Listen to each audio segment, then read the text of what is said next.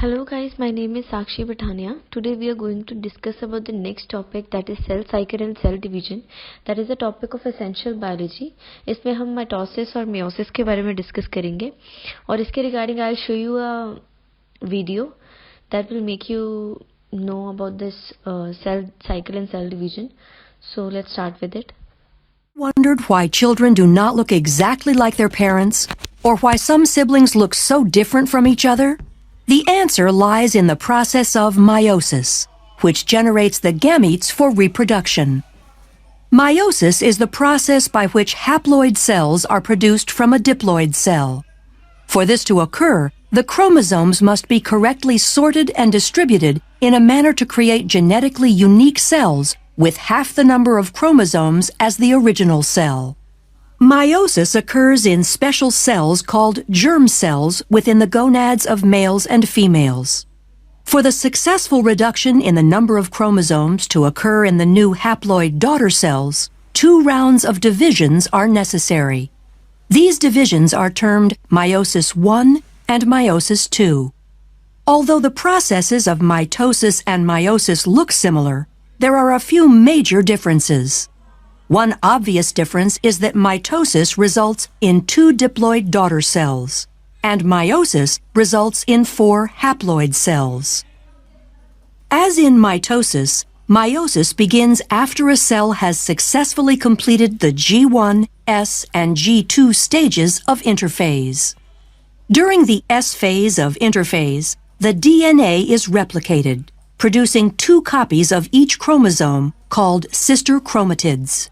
The paired centrioles in the cytoplasm duplicate and begin extending microtubules that will form the meiotic spindle. Sister chromatids remain attached at the centromere and condense as the cell enters prophase I of meiosis. Up to this point, the cell looks similar to mitosis, but 2 events occur in meiosis that do not occur in mitosis and lead to genetic diversity. The first event occurs during prophase I, when homologous pairs of sister chromatids lie side by side in a process called synapsis, forming a tetrad or bivalent. The homologous chromosomes share similar, but not necessarily identical genes. Once this structure is formed, the second event, called crossing over, can occur. During crossing over, a physical exchange between chromosome segments of non-sister chromatids occurs, increasing genetic diversity. Prophase I concludes with the fragmentation of the nuclear envelope as the duplicated centriole pairs move to opposite poles of the cell. As they move, the centrioles extend spindle fibers, forming the meiotic spindle. In prometaphase I, with the paired centrioles in place, the meiotic spindle is fully formed. The sister chromatids attach to the spindle fibers by their kinetochores. Here, another key difference between mitosis and meiosis occurs. Because of synapsis and crossing over in meiosis, homologous chromosomes remain aligned, so that a pair of sister chromatids is attached to only one pole by the kinetochore microtubules. In mitosis, each sister chromatid is attached to a spindle fiber. The fibers originate from opposite poles. During metaphase I, bivalents randomly align along the metaphase plate. Due to independent assortment, this alignment is random and adds to genetic diversity. In anaphase I, the homologous chromosomes separate and move toward opposite poles. Meiosis I ends with telophase I, when the chromosomes decondense and the nuclear envelope reforms. Cytokinesis separates the cytoplasmic material, and the 2 daughter cells are separated by a cleavage furrow. Since the final product of meiosis I is 2 haploid cells, meiosis II begins without the chromosomes going through another round of DNA replication. Centrioles again duplicate and begin moving to opposite poles of each cell. In prophase II, the sister chromatids condense while the spindle starts to form as the nuclear envelope disappears. In prometaphase II, the sister chromatids attach to the spindle by kinetochore microtubules, with sister chromatids attached to opposite poles.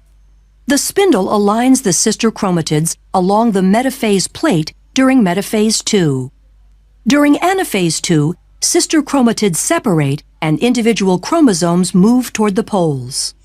The entire process ends with telophase 2, as the chromosomes decondense and the nuclear envelope reforms. Cytokinesis occurs and cleavage furrows separate the two daughter cells into 4 haploid daughter cells.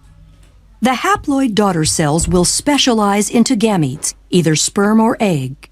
These fuse in fertilization to form a zygote, which will grow into a child. The child receives half its chromosomes from its mother and half from its father. Because men and women produce millions of gametes and the selection of gametes in fertilization is random, this contributes to genetic diversity. This explains why a child isn't identical to either parent. But why aren't siblings identical? The diversity comes from several sources.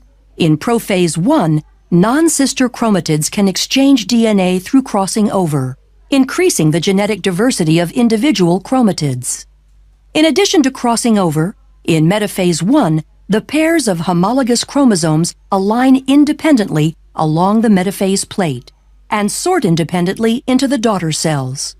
This process, called independent assortment, produces 4 genetically distinct haploid gametes.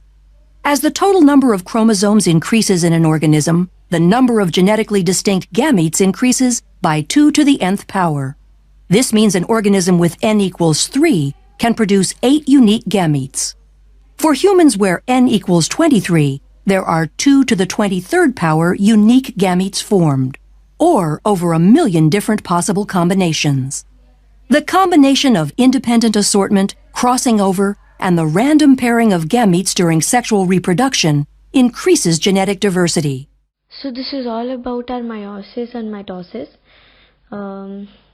I hope कि आपको समझ आया होगा. इस video के regarding इसमें अच्छी तरह से एक्सप्लेन कर रखा हुआ और विजुअल रिप्रेजेंटेशंस की वजह से ज़्यादा बेहतर बताया हुआ है.